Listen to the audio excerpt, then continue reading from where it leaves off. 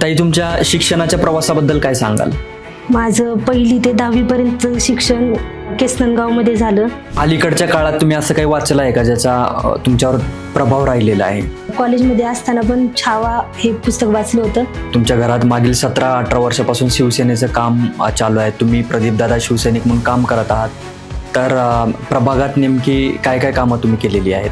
खासदार श्रीरंगाप्पा बारणे यांच्या खासदार निधीमधून वृंदावन कॉलनी. पण एक महिला म्हणून तुम्हाला काय वाटतं की राहटणीमध्ये महिलांसाठी माझं हे विजन आहे आणि तुम्ही पूर्ण करणार आहात? महिलांसाठी मला पहिलं काम करायचं असेल तर ते म्हणजे राहटणीचं विक्रांत वाईन्स आणि बजाज देशी दारू दुकान याबद्दल प्रदीपदादांनी पाठपुरावा केलेला होता आणि लायसन्स सस्पेन्शनची एक ऑर्डर होती आणि तुम्ही आमदार शंकर भाऊ जगताप यांची एक क्लिप पण त्याच्यावर शेअर केलेली होती. जे लायसन्स सस्पेंड करण्यात आलं ते कशामुळे करण्यात आलं आणि त्याची काय बॅकग्राऊंड थोडंसं सांगा. महाराष्ट्राचे उपमुख्यमंत्री अजितदादा पवार यांच्याकडे. तुमच्या राजकीय प्रवासात तुम्हाला काय वाटतं की महिलांना राजकारणात सिद्ध करण्यासाठी काय प्रयत्न करावे लागतात? आपल्या देशामध्ये अजूनही काही ठिकाणी पुरुष प्रधान संस्कृती आहे. ताई, प्रभाग क्रमांक 27 राहटणीमधून तुम्ही इच्छुक आहात, शिवसेनेच्या प्रबळ दावेदार आहात. तुम्हाला पक्षाकडून काय अपेक्षा आहेत? नमस्कार, जय महाराष्ट्र. आपण पाहतात पॉलिटिकल नारद. महाराष्ट्राच्या राजकारणाला एक नवीन आकार, नवीन दिशा आणि नवीन ओळख देण्याचा एक प्रामाणिक प्रयत्न. महाराष्ट्रात स्थानिक स्वराज्य संस्था निवडणुकीत महिलांना आरक्षण मिळाल्यानंतर एक मोठा बदल पाहण्यास मिळाला. महिला फक्त आरक्षणापुरतं मर्यादित न राहता स्वतःची ओळख निर्माण करण्याचा प्रयत्न करत आहेत. पिंपरी चिंचवडमध्ये जर पाहायला गेलं तर स्थायी समिती सभापती पद असेल किंवा महापौर पद असेल, या सर्व महत्वाच्या पदांवर महिला विराजमान झालेल्या आहेत आणि स्वतःची ओळख निर्माण करण्याचा एक प्रयत्न करत आहेत. आज पॉलिटिकल नारद स्टुडिओमध्ये आपल्यासोबत आहेत अशाच एक सामाजिक कार्यकर्त्या, शिवसैनिक सुहासिनी महिला बचत गटाच्या अध्यक्षा सौ रुपालीताई प्रदीप दळवी. नमस्कार ताई, पॉलिटिकल नारद स्टुडिओमध्ये आपलं खूप खूप स्वागत. नमस्कार. रुपालीताई, तुमची सामाजिक आणि राजकीय कारकीर्द समजून घेण्याच्या अगोदर थोडंसं तुमच्या बालपणाबद्दल आणि बॅकग्राऊंड बद्दल सांगा. माझं मूळ गाव केसनन. माझा जन्म माझ्या आजोळी थेऊर येथे झाला. मी शेतकरी कुटुंबामध्ये वाढलेली. माझे वडील शेतकरी. आम्ही एकूण 4 भावंड, त्यातले 2 नंबरची मी. ताई, तुमच्या शिक्षणाच्या प्रवासाबद्दल काय सांगाल? माझं 1ली ते 10वी पर्यंत शिक्षण केसनगावमध्ये झालं. त्यानंतर 11वी ते BA पर्यंतचं शिक्षण मी वाघोली या ठिकाणी कंप्लीट केलं. ओके. तुमचं शिक्षण बऱ्यापैकी ग्रामीण भागात झालेलं आहे. तर अभ्यासाव्यतिरिक्त तुमची बाकी काय आवड होती? स्पोर्ट्स वगैरे तुम्हाला काही इंटरेस्ट होता का? स्पोर्टमध्ये जास्त इंटरेस्ट नाही, पण मला वाचनाची, लिखाणाची आवड होती. बरीच पुस्तकं मी वाचन झालेलं आहे माझं. आणि जर्नलिझमचं माझं म्हणजे अभ्यासक्रमाव्यतिरिक्त जर्नलिझम आणि तायकोंदोचं प्रशिक्षण मी कॉलेजमध्ये घेतलेलं आहे. अलीकडच्या काळात तुम्ही असं काही वाचलं आहे का ज्याचा तुमच्यावर प्रभाव राहिलेला आहे? हो, म्हणजे मी कॉलेजमध्ये असताना पण छावा हे पुस्तक वाचलं होतं आणि आता मी पुन्हा त्याचं वाचन चालू केलं होतं. छावा तशी माझी पण फेवरेट कादंबरी आहे. मी 3-4 वेळेस छावा वाचलेली आहे आणि मला वाटतं शिवाजी सावंत सरांच्या सर्वच कादंबऱ्या, छावा असेल, मृत्युंजय असेल, खूप चांगल्या आहेत. आणि संभाजी महाराजांचं जे काय जीवन होतं, त्यांच्या आयुष्यातले जे प्रसंग होते, त्याच्यातून सर्वच सामाजिक आणि राजकीय कार्यकर्त्यांना प्रेरणा घेण्यासारखं खूप काही आहे. तुमच्या घरी काही राजकीय बॅकग्राऊंड होतं का? हो, माझ्या माहेरी राजकीय वातावरण आहे. लहानपणापासून मी राजकारणाचं म्हणजे पाहत आली आहे. माझे चुलते 3 वेळा ग्रामपंचायत सदस्य होते. त्यानंतर 2005 मध्ये माझी आई ग्रामपंचायत निवडणुकीला उभी होती आणि आता चालू पंचवार्षिक मध्ये माझा चुलत भाऊ उपसरपंच पदावरती आहे केसनगाव मध्ये. अच्छा, म्हणजे राजकारणाचं बाळकुड आम्हाला माहेरकडूनच भेटलेलं आहे. अच्छा. हो. तुम्ही राहटणीत कधी आलात? म्हणजे तुमचा जो तुम्ही जिथून इच्छुक आहात त्या प्रभागामध्ये तुम्ही कधी वास्तव्यास राहायला आलात? राहटणीमधील श्री प्रदीप दळवी यांच्याशी 2008 मध्ये माझा विवाह झाला. त्यानंतर राहटणीमधील अष्टविनायक कॉलनी या ठिकाणी मी वास्तव्यास आले. तुमचा जन्म पण थेऊरचा अष्टविनायकचाच आणि तुम्ही राहिला पण अष्टविनायक नगरमध्ये, म्हणजे तुमच्यावर गणपतीचा आशीर्वाद आहे म्हणायचं. योगायोग आहे. तो एक योगायोग आहे. गेली 17 वर्षापासून आम्ही अष्टविनायक कॉलनीमध्ये वास्तव्यास आहे. तुमचं सासरचं वातावरण कसं होतं? सासरचं वातावरण म्हणजे माझे मिस्टर प्रदीप दळवी हे पहिल्यापासूनच त्यांना समाजकारणाची आणि राजकारणाची आवड आहे.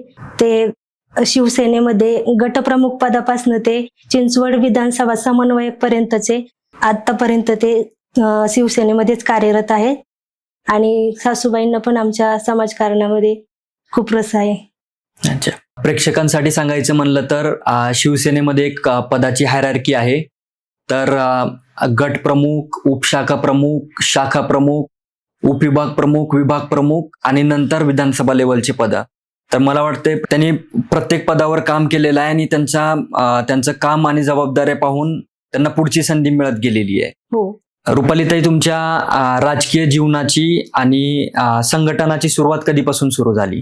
राजकीय जीवनामध्ये सुरुवातीला मी 2011 मध्ये बचत गटाची स्थापना केली, सुवासिनी महिला बचत गट. त्याचे अध्यक्ष म्हणून मी अजूनही काम पाहत आहे.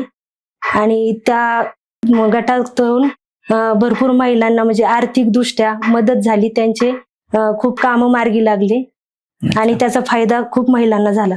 आणि मी 2019 मध्ये दक्षता committee member Wakad police station या ठिकाणी पदावरती होते. तिथेही महिलांच्या अडचणी समजून घेऊन त्यांना मदत करण्याचा प्रयत्न केला. त्यातून बऱ्याच महिलांना फायदा झाला, त्यांचे प्रश्न सोडवले गेले. घरामध्ये पहिल्यापासूनच शिवसेनेचं वातावरण असल्यामुळं वंदनीय हिंदू हृदय सम्राट बाळासाहेबांचे विचार 80% समाजकारण आणि 20% राजकारण याप्रमाणे आम्ही जास्त समाजकारणावरतीच भर दिलेला आहे. जरी तुमच्या घरात काही संवैधानिक पद जरी नसलं तरी तुम्ही तुमच्या घरात मागील 17-18 वर्षापासून शिवसेनेचं काम चालू आहे. तुम्ही प्रदीपदादा शिवसैनिक म्हणून काम करत आहात. तर प्रभागात नेमकी काय काय कामं तुम्ही केलेली आहेत? श्री प्रदीप दळवी यांच्या प्रयत्नातून खासदार श्रीरंगाप्पा बारणे यांच्या खासदार निधीमधून वृंदावन कॉलनी, शिवनेरी कॉलनी, सुयोग कॉलनी या ठिकाणी सिमेंटचे रस्ते बनवण्याचे काम पूर्ण केले. गुरुकुल कॉलनीमध्ये पाण्याचा प्रश्न होता, तिथं नवीन पाईपलाईन टाकण्याचं काम केलं. ह्यामध्ये खासदारांचं आम्हाला खूप मोठं सहकार्य आणि मार्गदर्शन लाभलं आणि ते काम पूर्ण करून घेण्यात आलं. करोना काळामध्ये किट वाटप करणे, हॉस्पिटलचे काही प्रश्न असतील तर नागरिकांनी कॉल केल्यानंतर त्याही अडचणी त्यांच्या सोडवण्यात येत होत्या. खासदारांच्या मार्फत प्रभागामधील मंदिरांना देणगी मिळवून देणे. शिवसेनेचा वैद्यकीय कक्ष आहे, त्यामार्फत आम्ही नागरिकांचे काही कॉल आले तर आम्ही त्यातून नागरिकांना मदत पुरवली. तर आणि प्रभागामध्ये धूर फवारणी, औषध फवारणी किंवा डीपी तुटलेला असतात तर नवीन डीपी बसवण्याचं काम करण्यात आलं. खचलेले ब्लॉक असतात ते दुरुस्त करण्याची कामं, लोकांच्या काही आणखी अडचणी असतील लाईटच्या वगैरे पाण्यासंबंधीचे प्रश्न तेही सोडवण्याचा आम्ही प्रयत्न अगोदर म्हणजे केला आणि इथून पुढे ती चालूच आहे काम. प्रभागामधील नागरिक काही अडचणी असतील तर आम्हाला कॉल करतात आणि हक्काने आमच्याकडे सांगतात की आमचं हे काम आहे की हे तुम्ही करून द्या म्हणून, आणि आम्ही त्याचा पाठपुरावा करून त्यांचं काम पूर्ण करून घेतो. महाराष्ट्रात किंवा देशात महिला आरक्षण देण्यामागचा एक हेतू असा होता की महिलांचे जे प्रश्न आहेत ते सभागृहात गेले पाहिजेत. महानगरपालिका सभागृह असेल किंवा विधानसभा असेल, लोकसभा असेल, तिथपर्यंत महिलांचे प्रश्न पोहोचवले गेले पाहिजेत. आणि काय असतं की प्रत्येकाचा एक पर्स्पेक्टिव्ह असतो. महिलांचे प्रश्न जेवढ्या चांगल्या पद्धतीने महिला सोडवू शकतात किंवा त्यांची जाण असते तेवढं पुरुषांना नसते, किंवा कदाचित म्हणजे जाणून बुजून कुणी करत नाही, पण तो एक पर्स्पेक्टिव्हच नसतो. त्यामुळं महिलांना राजकारणात संधी दिली गेली, एक आरक्षण बनवलं गेलं. तर ताई मला सांगा, राहटणीमध्ये जे तुमचं जे काही विजन आहे, रस्ते, ड्रेनेज, हे जे कॉमन प्रॉब्लेम्स आहेत ते सगळेच त्यावर बोलतील, पण एक महिला म्हणून तुम्हाला काय वाटतं की राहटणीमध्ये महिलांसाठी माझं हे विजन आहे आणि तुम्ही पूर्ण करणार आहात? महिलांसाठी मला पहिलं काम करायचं असेल तर ते म्हणजे स्वच्छता, महिलांसाठी स्वच्छतागृह. तर आपण पाहतोय बऱ्याच ठिकाणी पुरुषांसाठी स्वच्छतागृह आहेत, महिलांसाठी स्वच्छतागृह नाहीत. सॉरी ताई, तुम्हाला इथं इंटरप्ट करतो मी. काय आहे ना की महिला स्वच्छतागृह हा एक मोठा मुद्दा आहेच, पण मला वाटतं पिंपरी चिंचवडमध्ये आशिया खंडातली सर्वात श्रीमंत महानगरपालिका एवढा असं आपलं नावलौकिक आहे. आणि इथं परिस्थिती अशी आहे ना की म्हणजे टॉयलेटच नाहीत. जेंट्स किंवा लेडीज असं काही त्याच्यामध्ये विभागणी नाही करता येणार, पण जेंट्स टॉयलेटच नाहीत. आपल्या प्रभागातच जर बघायला गेलं तर रहाटणी फाट्याला एक टॉयलेट आहे, पब्लिक टॉयलेट. तर त्या टॉयलेटला जर अर्धा किलोमीटर वरून जरी कोणी गेलं ना तर तिथं कुणी पण सांगाल की ते टॉयलेट आहे, म्हणजे एवढी दुर्गंधी, म्हणजे काहीच मेंटेनन्स नाही, काहीच नाही. आणि एवढ्या मोठ्या महानगरपालिकेला मला वाटतं एक लाजिरवाणी बाब आहे की आपण बोलतो की स्मार्ट सिटी वगैरे मोठ्या मोठ्या गोष्टी आपण बोलत असतो, पण साध्या टॉयलेटसाठी मला वाटतं लोकांचा एवढा मोठा प्रश्न आहे. आणि राईट टू इन्फॉर्मेशन ऍक्ट आहे, राईट टू डिस्कनेक्ट. आपण हक्कांसाठी, वेगवेगळ्या हक्कांसाठी आंदोलनं होत राहतात. पण आता अशी परिस्थिती आली आहे की राईट टू पी म्हणून एखादं नवीन आंदोलन उभा करावं लागणार आहे. तर महिला खरंच मला वाटतं की महिला स्वच्छतागृह हा एक मुद्दा सर्वांनी पहिल्यांदा त्याच्यावर काम केलं गेलं पाहिजे. आणि बाकीच्या स्मार्ट सिटीज वगैरे त्या गोष्टी होतच राहतील. महिलांना स्वच्छ आणि सुरक्षित स्वच्छतागृहाची निर्मिती करणे. त्यानंतर CCTVचा एक प्रश्न आहे. काही ठिकाणी CCTV आहेत, पण असा बराच भाग आहे म्हणजे कॉलन्यांमध्ये, गल्लींमध्ये नागरिकांचं जास्त वास्तव्य आहे. तर अशा ठिकाणी पण कॅमेरे बसवण्याची व्यवस्था आपण करणार आहोत, जेणेकरून महिला बाहेर पडली कामानिमित्त, रात्री सकाळी नेहमी बाहेर असते महिला, ती कधीही घरी येईल, बाहेर घराच्या पडेल, त्यावेळेस तिला सुरक्षित वाटलं पाहिजे. आणि भरपूर ठिकाणी सोसायट्यांमध्ये महिलांना म्हणजे फिरण्यासाठी वगैरे, चालण्यासाठी गार्डनची सोय असते, पण कॉलनीमध्ये राहणाऱ्या महिलांना तसं फिरण्यासाठी वगैरे काही नाही. ते फिरायचं म्हणलं तर रस्त्यावरती थोडंसे चक्रा मारतात. संध्याकाळी जेवणानंतर ना त्या थोडं आपल्या गल्लीमध्ये, कॉलनीमध्ये फिरत असतात. त्यावेळी त्यांना सुरक्षित वाटावं याकरता कॉलन्यांमध्ये आणि रस्त्यावरती आपण CCTV कॅमेरे बसवण्याची व्यवस्था करणार आहोत. प्रत्येक शाळांमध्ये आपण महानगरपालिकेतर्फे सॅनिटरी पॅड मशीन बसवण्याचा उपक्रम राबवणार आहोत. त्यानंतर शाळेमध्येच मोफत कराटेचं प्रशिक्षण मुलींना, महिलांना देता येईल अशी आपण व्यवस्था करणार आहोत, जेणेकरून महिला स्वतःला म्हणजे सुरक्षित समजेल, ती स्वतःचं संरक्षण स्वतः करू शकेल, त्या दृष्टीने आपण प्रयत्न करणार आहोत. आजकालच्या काळात एवढे महिलांवर अत्याचाराचे प्रसंग घडत आहेत, त्यामुळं मला वाटतं हा एक खूप चांगला उपक्रम असणार आहे त्या महिलांच्या स्वसंरक्षणासाठी. मुलींसाठी व महिलांसाठी स्वतंत्र अभ्यासिका उभारणी करणे, त्यातून महिला उच्च पदावर काम करतील. आपल्या परिसरामध्ये बरेच ठिकाणी अवैध व्यवसाय चालतात, त्यामुळे महिलांना, तिथं राहणाऱ्या नागरिकांना त्याचा त्रास होतो. तर आपण ते अवैध व्यवसाय बंद करण्याचं काम करणार आहोत. तुम्ही महिला दक्षता कमिटीमध्ये काम केलेलं आहे वाकड पोलीस स्टेशनला म्हणून, त्यामुळं ह्या गोष्टींचा अभ्यास साहजिकच तुम्हाला जास्त असणार आहे आणि त्यामुळे तुम्हाला पण माहिती आहे की अवैध व्यवसाय बंद करणं किती महत्वाचं आहे. पालिकेच्या महिलांसाठी प्रशिक्षण वगैरे विविध योजना आहेत, तर त्या आपण महिलांपर्यंत पोहोचवणार आहोत आणि जास्तीत जास्त महिलांपर्यंत पोहोचवून त्यांना प्रशिक्षण देऊन त्यांना आर्थिकदृष्ट्या मदत करून त्या स्वतःच्या पायावरती उभ्या राहिल्या पाहिजेत आणि त्या सक्षम झाल्या पाहिजेत, यासाठी आपण प्रयत्न करणार. महापालिकेचे मला वाटतं खूप सारे उपक्रम चालू आहेत, पण त्याची माहिती लोकांपर्यंत पोहोचत नाही, त्यामुळे ती माहिती पोहोचवणं खूप जास्त गरजेचं आहे. तर काल परवा आम्ही तुमच्या पेजवर पोस्ट पाहिली, मला वाटतं राटणीचं विक्रांत वाईन्स आणि बजाज देशी दारू दुकान याबद्दल प्रदीपदादांनी पाठपुरावा केलेला होता आणि लायसन्स सस्पेन्शनची एक ऑर्डर होती आणि तुम्ही आमदार शंकर भाऊ जगताप यांची एक क्लिप पण त्याच्यावर शेअर केलेली होती.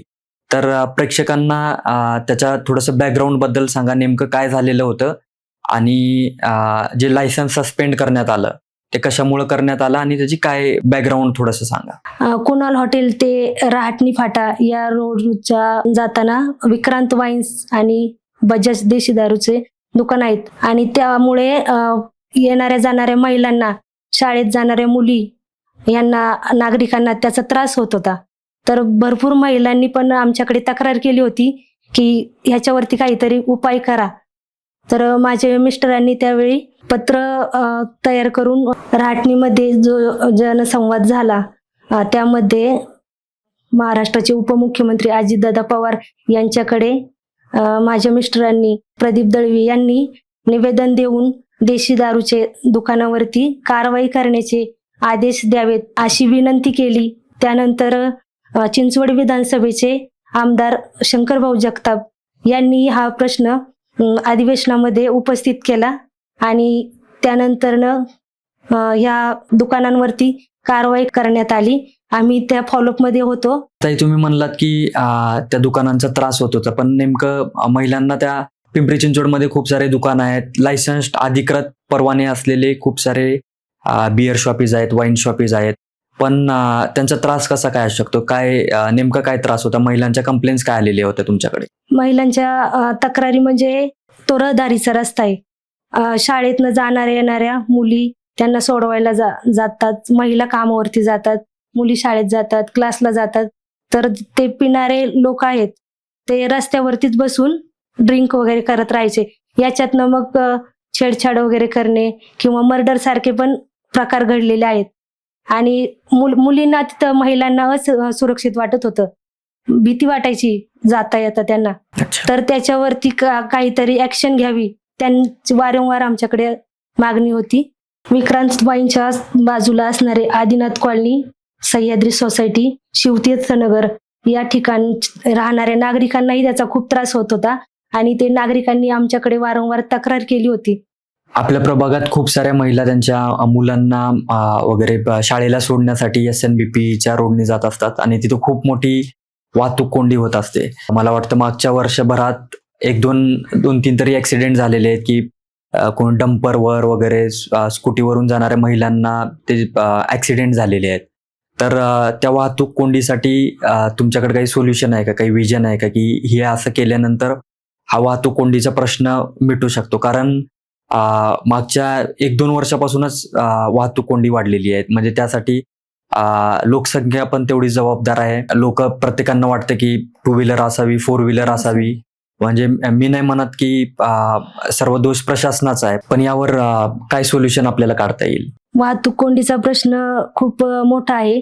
तापकीर नगर, कुणाल हॉटेल, रहाटणी फाट्यापर्यंत आणि कुणाल हॉटेल ते नखाते वस्ती SNBP रोड या ठिकाणी भरपूर ट्रॉफिक होत असते. तर त्याचं जे आपल्या प्रभागामध्ये DP रोड प्रलंबित आहेत ते जर प्रलंबित रोड आपण करून घेतले तर थोड्याफार प्रमाणात का होईना पण ह्या ट्रॉफिक मधून आपली सुटका होईल. आपल्या देशाच्या राजकारणात पंतप्रधान पद असेल, राष्ट्रपती पद असेल, अशा मोठ्या मोठ्या पदांवर महिला विराजमान झालेल्या आहेत आणि महिलांनी खूप सारे मोठे मोठे पद भूषवलेले आहेत. महिला प्रत्येक क्षेत्रात पुरुषांना कुठंच कमी नाहीत. पण जर राजकारणात जर आपण बघितलं तर एखादी महिला राजकारणात आल्यानंतर त्यांना ट्रोलिंगचा सामना करावा लागतो. त्यांचं पुरुषांसारखं नसतं की प्रत्येक गोष्टीमध्ये त्यांना सिद्ध करावं लागतं. फक्त महिला आहे म्हणून राजकारणात प्रिव्हिलेज नाही मिळत. तर तुमच्या राजकीय प्रवासात तुम्हाला काय वाटतं की महिलांना राजकारणात सिद्ध करण्यासाठी काय प्रयत्न करावे लागतात आणि तुमच्या प्रवासात हा अनुभव कसा होता? आपल्या देशामध्ये अजूनही काही ठिकाणी पुरुष प्रधान संस्कृती आहे. पुरुषांनी केलेल्या कामाचा उल्लेख गरुड झेप म्हणून ओळखला जातो. पण मला एवढेच सांगायचे आहे की गरुडा इतके उंच उडता नाही आले तरी चिमणी आपले उडण्याचे थांबत नाही. तर मी सिद्ध करून दाखवेल. माझ्या मागे खंबीरपणे उभे असलेले माझे पती श्री प्रदीप दळवी यांचाही मला नेहमी सपोर्ट असतो. माझ्या मुली त्याही मला नेहमी प्रोत्साहन देत असतात की मम्मी हे तू कर. आणि आमच्या घरातले सर्व म्हणजे माझी सासूबाई, दीर असतील त्यांचाही मला खूप सपोर्ट असतो कोणतेही काम करण्यासाठी. आणि माझ्या माहेरी माझी आई आणि घरातील असे राजकारणामध्ये असल्यामुळे मला कधी असं म्हटलं नाही की तू महिला आहेस, स्त्री आहे म्हणून तू हे करू नकोस. तर कायम मला त्यांचा पाठिंबा राहिलेला आहे. ताई, प्रभाग क्रमांक 27 रहाटणी मधून तुम्ही इच्छुक आहात, शिवसेनेच्या प्रबळ दावेदार आहात.